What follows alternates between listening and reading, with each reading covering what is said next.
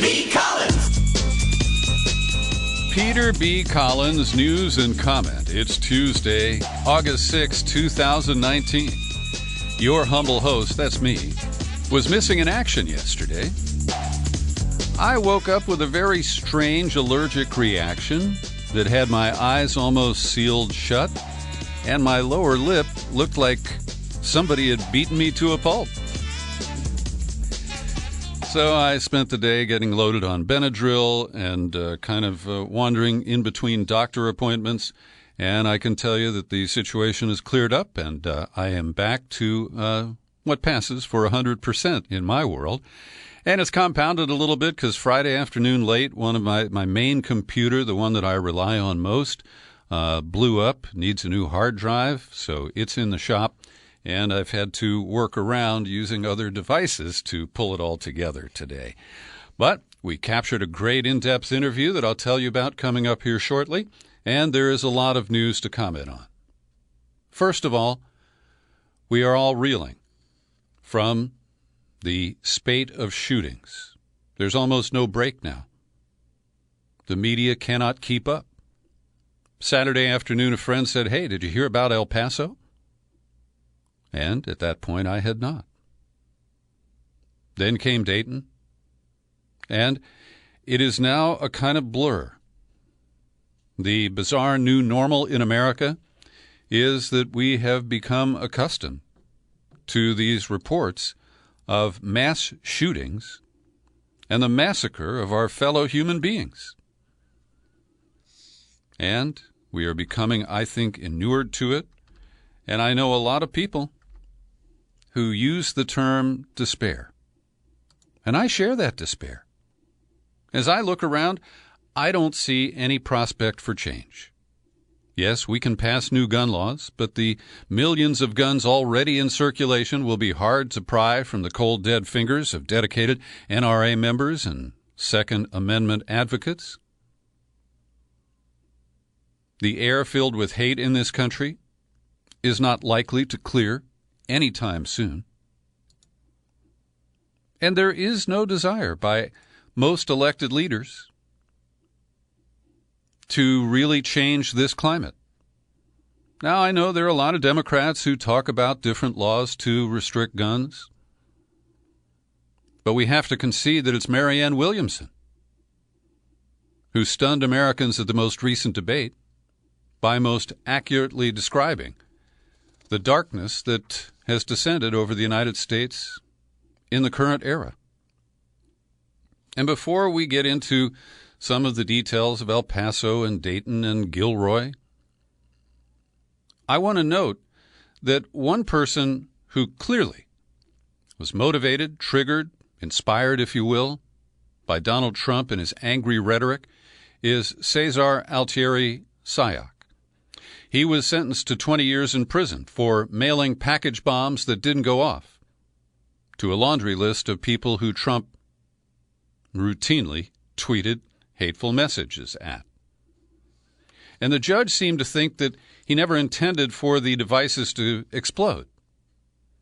And that may explain the sentence of 20 years. The government wanted life, and the defense asked for 10. Now, we know from the stickers on his van, from the sentencing memo that was supplied by his lawyers, that this former pizza delivery man became radicalized from a daily consumption of Trump's tweets, Fox News, and what are described as conspiracy theories on the Internet. They said Sayoc sent the packages because he believed that prominent Democrats were actively working to hurt him, other Trump supporters, and the country as a whole. And we understand that Trump's rhetoric may not be the direct link to the ugly actions and deadly actions taken by certain individuals. But he has to be aware when he goes to those mob rallies, when he gets people all fired up behind send them back or lock her up, he knows exactly what he's doing. And yesterday, he gave a bizarre teleprompter speech. He's at his worst when he uses a text and tries to read it off the prompter. But it's not his wooden delivery that was the issue. It's the big lies that he told. And he blamed video games and, all kinds of factors, but not guns and not himself. So tomorrow he's planning to show up in El Paso and later in Dayton. And this is not a man who comforts people. This is not a man you want to grieve with. And the woman who took Beto O'Rourke's House seat, Veronica Escobar, says that Trump isn't welcome in El Paso. From my perspective, he's not welcome here. He should not come here while we are in mourning. I would encourage the president's staff to have him do a little self-reflection. I would encourage them to show him his own words and actions at the rallies. And she said that she will boycott Trump's visit unless she has an opportunity to talk directly with him. And then she said she would protest the language that he's used, like an infestation and an invasion, language that was shared by the suspected shooter at Walmart. And if she could talk to Trump, she said she would tell him, I need you to acknowledge that you have dehumanized people who are good and equal to all of us, and you need to rehumanize everyone. And in Dayton, the mayor, a Democrat, is saying that, Trump is coming and she will be there to meet with him. But Mayor Nan Whaley also said, I think people should stand up and say they're not happy if they're not happy that he's coming. And so there may be an angry crowd of non-Trump supporters. And, of course, it was just a week or so ago he was in Cincinnati, less than 50 miles from Dayton, where he did give a more restrained mob rally speech. Now, in El Paso, the mayor is a man named D. Margo, and he said today at a news conference he would welcome Trump in his official capacity, but he also cautioned Trump against invoking his previous rhetoric about the border city. I will continue to challenge any harmful and inaccurate statements made about El Paso. And, of course, we have to wonder, if Trump goes to Ohio, will he actually go to Dayton? Or will he wind up a couple of 100 miles north in Toledo? Because it's all flyover country and just a bunch of cornfields to people who haven't lived there. So the FBI is using the language of domestic terror investigation for the Gilroy, California Garlic Festival shooting, which killed 3 people. The 19-year-old shooter, he is dead, and they later revealed that he killed himself. They say that he had delved into violent ideologies and had compiled a list of possible targets, including the Gilroy Garlic Festival, religious institutions, political organizations, federal buildings, and courthouses. Now, they're also saying that the El Paso case will be investigated as a domestic terrorism investigation. And I have grave concerns about this. As you know, I've spent a lot of time dismantling cover-ups by the FBI and the Justice Department of so-called domestic terrorism investigations where paid informants set up mostly Muslim Americans and then knocked them over and put them in jail for 25 years. And Caitlin Johnstone, all the way from Australia, has a big red flag warning for Americans. Beware of calls for domestic terrorism laws. And she notes that Joy Reid on MSNBC hosted who Johnstone calls a notorious liar and propagandist, Malcolm Nance. Here's a quote. I think that Congress needs to take up right away a series of domestic terrorism laws. Be very simple. Just match them to the words international terrorism so that a member of Al-Qaeda and a member of a white nationalist terrorist cell or a militia that thinks they're going to carry out international acts of terrorism are equal all the way round. Right now, there are no laws called domestic terrorism law. And I think that's good, because this will only fast-track more surveillance, More incursions on our Bill of Rights. Yeah. Surveillance, informants. And Johnstone writes, it's an established fact. She compares it to post 9/11 and the way the Patriot Act was rammed through. And she quotes Truth Out's Kelly Hayes. I'm telling you now, the government will use the violence that Trump himself has rallied as an excuse for more militarization, more surveillance, more violations of civil liberties. And a lot of people are going to welcome these things because they're afraid. And Johnstone closes by saying, one thing I can tell you won't fix your problems, America, and that's listening to the propagandists who want you to hand over even more control to a government that has already begun floating high-altitude surveillance balloons across the nation without your permission. Now, one of the things that, how can I put it, it conflicts with the neat narratives that people like to promote. So last night I turned on MSNBC. They're doing a 2-hour special with Rachel Maddow and other people. And they focused on El Paso to the minimization of Dayton. And that's because the alleged shooter in Dayton, 24-year-old Connor Betts, is very hard to pigeonhole. He appears to be a democratic socialist leftist, but also more of an Antifa guy. He was the lead singer in a porno grind metal band, a genre defined by its explicit subject matter, themes of gore and violence, specifically sexual violence and necrophilia. His band was called the Menstrual Munchies, a trio. Some of their songs include Preteen Daughter Pussy Slaughter, Cunt Stuffed with Medical Waste, and Sexual Abuse of a Teenage Corpse.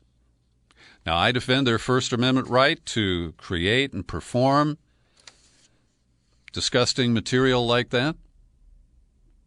But there's also indication that Betts has a history of misogyny based on reports from fellow high school students. They say he made a hit list including mostly girls, and when teachers found the list, the school went into lockdown. Betts was suspended and kicked out of school. Now, those appear to be some of those early warning signs we're always told didn't exist or couldn't be seen. And that's why the FBI has to frame people instead of finding actual suspects with very dire intentions. And this is just inexplicable.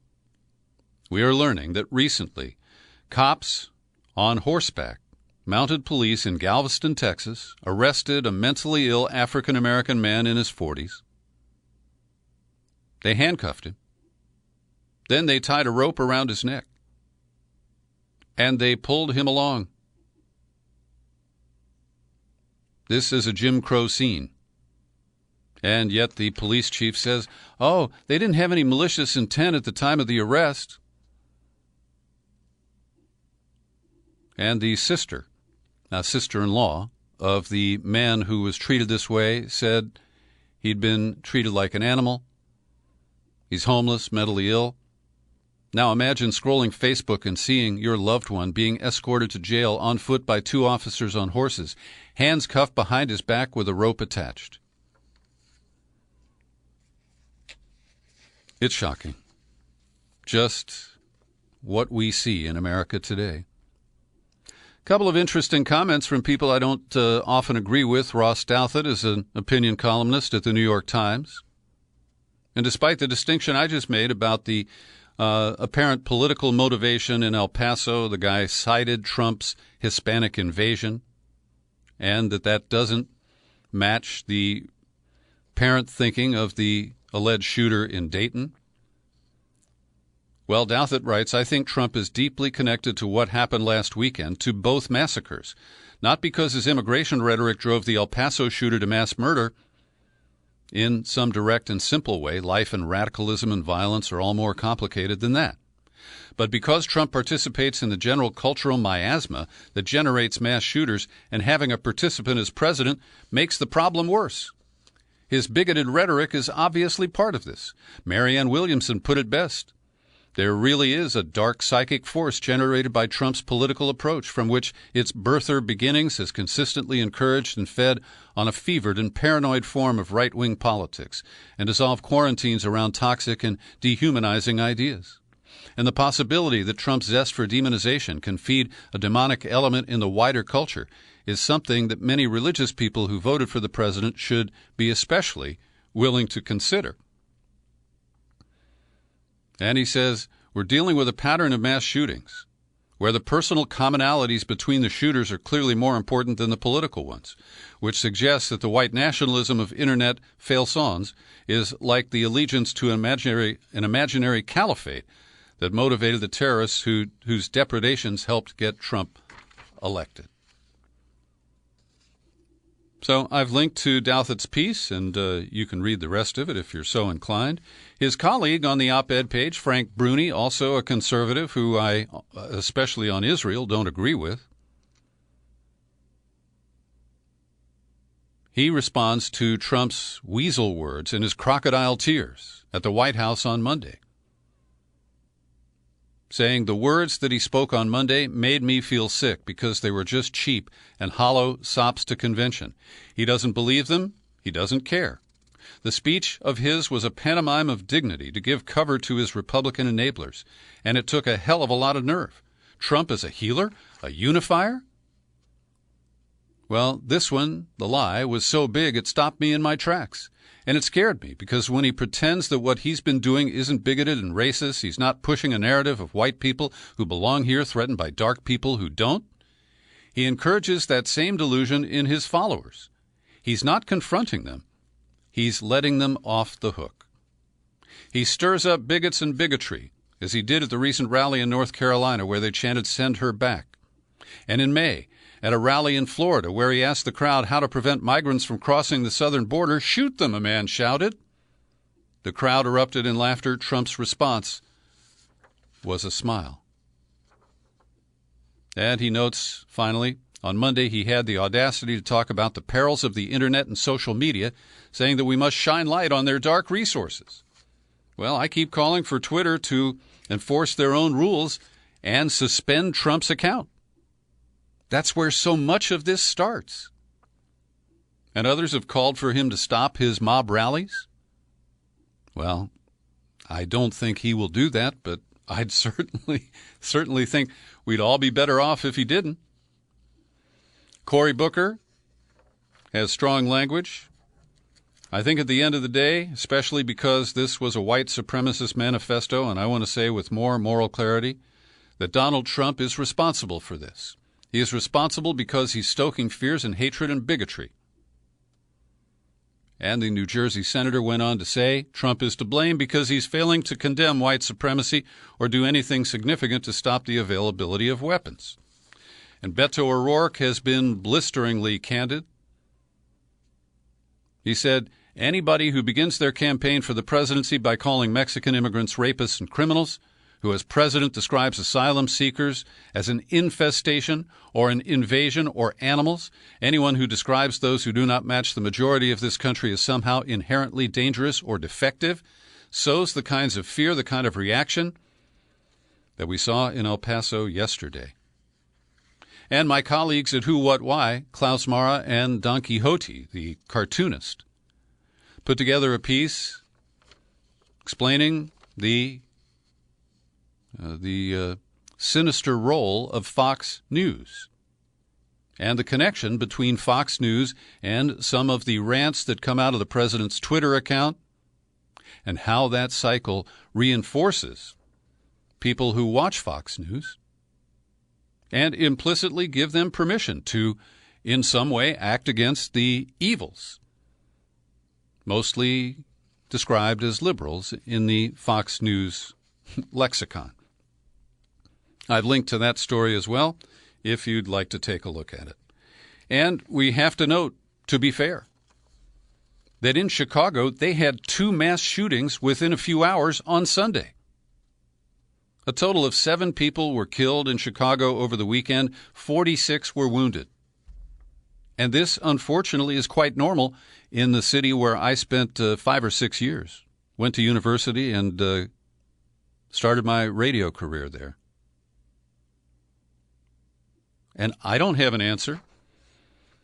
This is where the despair comes in. You cannot take away the guns, particularly of those who have criminal intentions, because they're not going to cooperate with a gun buyback, and they will continue to hide their guns if there is some sort of an Obama. Remember when the NRA said Obama was coming to get your guns? Well, we haven't actually seen that, but that is one possibility in trying to deal with this very serious American problem. Another approach is to clamp down on speech. Section 230 of the Communications Decency Act, which was passed, back in 1996, it essentially says it shields from liability the owner or host of a website from information, content, or commentary that is placed there by users. Now, they did tighten up the law last year to try to eliminate sex trafficking, and that's why there are no personal ads on Craigslist anymore. But while part of the law that was aimed at, cleaning up indecency on the Internet, that was overturned by the Supreme Court, but Section 230 is still in place.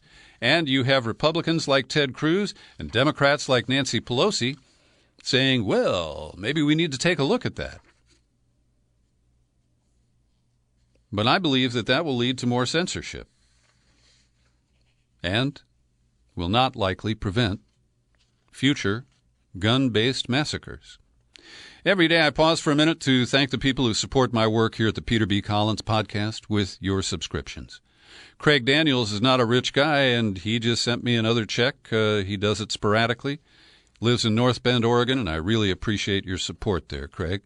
And John Zwiebel and Paul Elsesser, like clockwork on the first of the month, drop a check into my P.O. box. You can do it, too.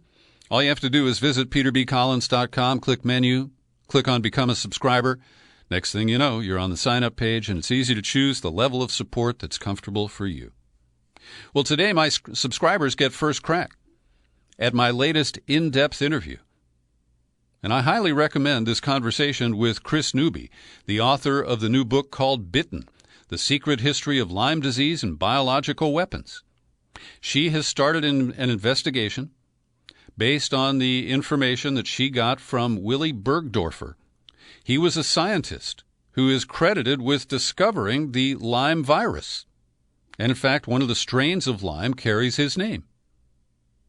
But in the book, she shows how Bergdorfer was part of the Fort Detrick bioweapons laboratory developments in the 1950s, and that in interviews close to the end of his life, he expressed regret and even some guilt, without quite disclosing all of the details. Here's an excerpt from my conversation with Chris Newby, where she talks about how people told her she should not write this book because she might get killed. Yeah, and the rumors of the bioweapons origin of the Lyme outbreak has been there forever. And when we did the film, we started asking questions about that, and we were pretty much shut down and said, you will never get funding, because it was an indie film.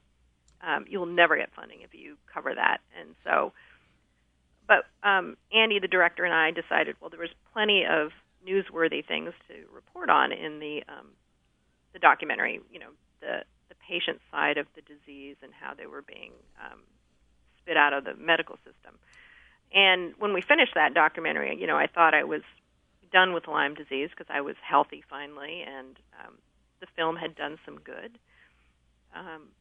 But then when I received this videotape admission of Willy Bergdorfer that he thought the outbreak had a biological weapons origin, possibly an accident, to me, I just felt like I had to get to the bottom of it. It was my responsibility as a member of the human race, because it's a horrible thing to unleash on the general public, And so anyways, I've been warned that it was dangerous, but, I felt like a lot of the people that made those decisions are deceased now. And it was really time to admit to the sins of our Cold War fathers and get this really important scientific information out there so we can move forward. That's author Chris Newby. Again, her new book is called Bitten. And in our in-depth interview, we are joined by Professor Mark Crispin Miller, the professor of media at New York University. And Mark has been fighting Lyme. It took him 5 or 6 years to get the right diagnosis. Now he is in treatment, and it's cost him a lot of money. It has not been easy. And he shares that experience with us, along with his criticism of the medical establishment, which is deadly accurate. Trump has signed a new executive order imposing new economic sanctions on the government of Venezuela, trying for that regime change against Nicolas Maduro. Now, this new action, which seems really gratuitous, freezes the property and assets of the government and any individuals who assist Venezuelan officials who are affected by the order. Now, this is on the eve of the international conference in Lima, Peru. Now, the Lima Group, which was started by Canada, is the phony organization that supports ousting Maduro in Caracas. And John Bolton will be there along with Commerce Secretary Wilbur Ross, and they are going to be promoting what they call restoring democracy by booting the legitimate leader out of office in Caracas. But I want to highly recommend a fresh interview with Nicolas Maduro, which was just posted last night at the Gray Zone. And Max Blumenthal got about a half an hour with the leader of Venezuela, who pointedly blames John Bolton for trying to assassinate him. You remember the incident about a year ago where a drone flew right in the face of Maduro as he was giving a speech at a large public event? Well, he fingers Bolton. He also goes to some lengths to establish the legitimacy of his election and elections in Venezuela in general, and talks in detail about the impact of U.S. sanctions. I've linked to the video package in the show file for this podcast, and I encourage you to check it out. Puerto Rico, meanwhile, is holding its breath. The protesters who got the disgraced governor to resign, Rosselló is his name, Ricky Rosselló. He left office at 5 o'clock last Friday. And they swore in a guy who's only half-baked. And Pedro Pierluisi not only was not confirmed by the Senate into the instant attorney general so he could be elevated to the governorship on Rosselló's resignation, so he hasn't been confirmed by the Senate. The Supreme Court of Puerto Rico is holding hearings today, and it's really unclear who's going to be running Puerto Rico. And the public who protested at some risk to get rid of Rosselló got a pig in a poke because Pierluisi, he has been the lawyer for the Financial Oversight Committee that Obama imposed on Puerto Rico, which is a very ugly group that is designed to present the vulture capitalists, like Paul Singer, who owns so much of Puerto Rican debt. A surprise from the government of India. They've announced that it will revoke the special status of the territory of Kashmir, which has been in place since the 1950s. This has led to reaction from Pakistan. They will go to any extent, they say, to protect Kashmiris. So this could become another focal point of conflict between India and Pakistan. The Indian government announced it will drastically change Kashmir's relationship with New Delhi, removing the autonomy that was granted in exchange for joining the Indian Union after independence in 1947. And it will divide the state of Jammu and Kashmir in two. Pakistan's army firmly stands behind the Kashmiris in their just struggle to the very end, said the country's army chief Qamar Bajwa. We are prepared and shall go to any extent to fulfill our obligations in this regard. Sabers are rattling. The trade war continues with China.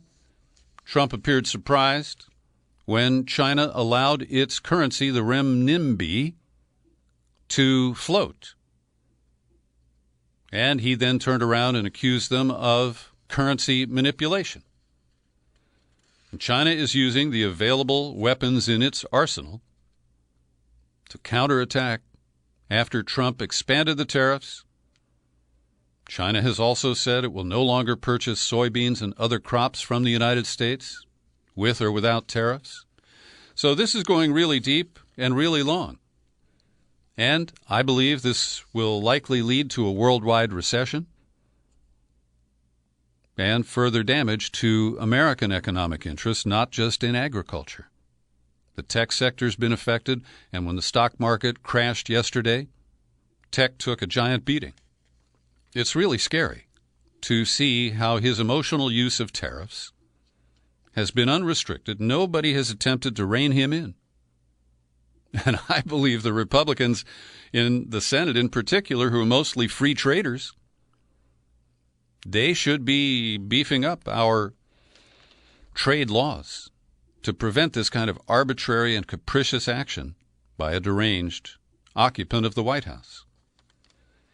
Meanwhile, Beijing's effort to tamp down on the protests in Hong Kong, not working. Friday, it was civil servants, government workers, who took the afternoon off to express their solidarity with the protesters who've been in the streets now for, I think, 16 days. And then a general strike was called on Monday, disrupting airline flights, occupying malls, blocking roadways and rail lines. And I only saw a brief video snippet, but it showed protesters throwing rocks. And even if that were the only incident where protesters responded in that way, that's what gives Beijing the excuse to crack down, to put thugs from the triads on the street as proxies for the police. And I'm sorry to say, I don't think this will end well. Today, the Chinese authorities held a news conference calling the demonstrators brazen, violent, criminal actors. Now, that may be true of just a handful, but of course this will be used for collective punishment.